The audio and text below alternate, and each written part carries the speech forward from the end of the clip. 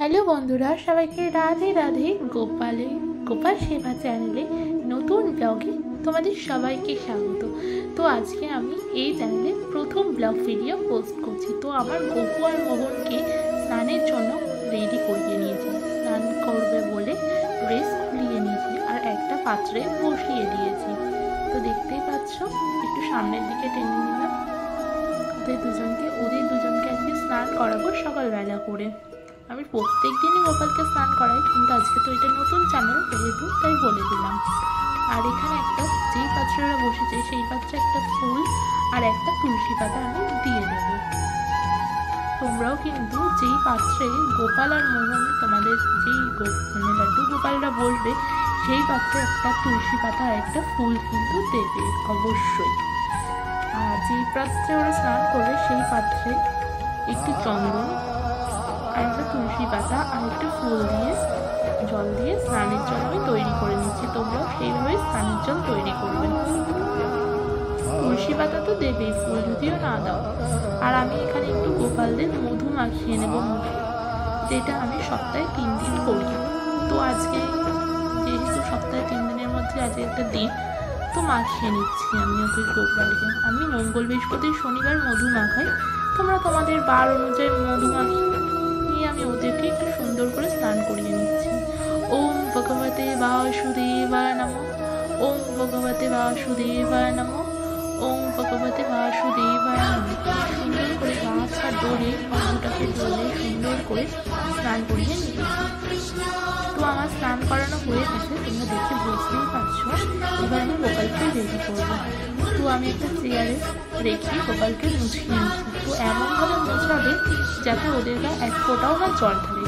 দেখো, ওরা কিন্তু আমাদের বাচ্চার মতো থাকে একটা ঘরে, কারোর ভাইয়ের মতো, কারোর সন্তানের মতো, কেউ আবার বিভিন্ন ধরনের বিভিন্নভাবে রাখে।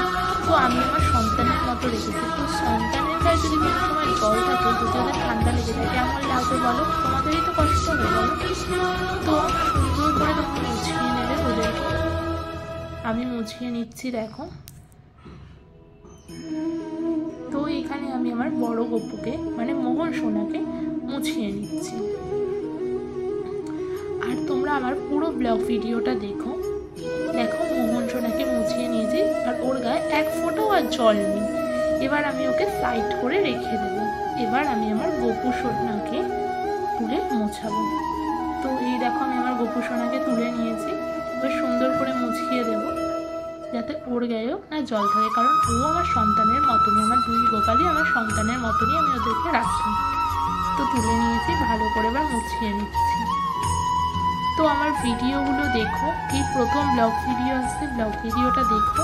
ব্লগ ভিডিওটা যদি ভালো লাগে অবশ্যই একটা লাইক, কমেন্ট, শেয়ার। আর আমার চ্যানেলে যদি নতুন হয়ে থাকো অবশ্যই চ্যানেলটিকে সাবস্ক্রাইব করে দিও। তো দেখো, ওকেও মুছিয়ে নিয়েছি, ওর গায়েও আর এক ফোঁটাও জল নেই। আমাদের চারিদিকটাই আমি দেখিয়ে দিই। তো এবার ওকে আমি সাইডে রেখে দেবো। আমি সাইডে একটা কাপড় পেতে রেখে দেবো। তো সাইডে কাপড় পেতে রেখে দিয়েছি। তোমরা দেখো কেমন লাগছে দুই গোপালকে গা মুছিয়ে বসিয়ে দেওয়ার পর।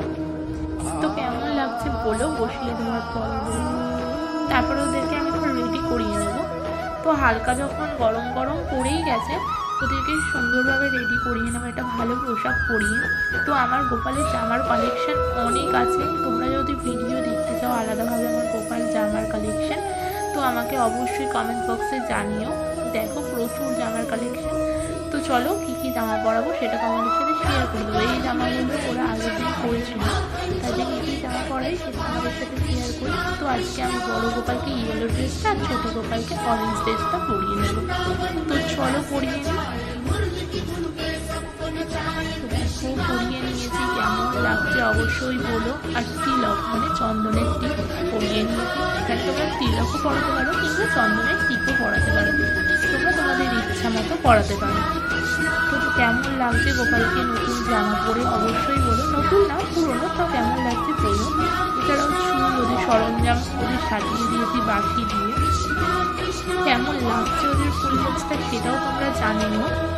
তো চলো এবার ওদেরকে ওদের জায়গায় আমি বসিয়ে নিই। তো ওদেরকে ওদের জায়গায় আমি বসিয়ে নিয়েছি। এটা ওদের বসার জায়গা। তো ওদের বসার জায়গায় আমি সুন্দরভাবে বসিয়ে নিয়েছি। এরপরে আমি ফুল দিয়ে সুন্দর করে ওদের জায়গাটাকে ওদেরকে সাজিয়ে নেব। তো দেখো ফুল দিয়ে আমি সুন্দর করে সাজিয়ে দিয়েছি। ফুল দিয়ে সাজানোর পর ওদেরকে কেমন লাগছে অবশ্যই কমেন্ট বক্সে বলো।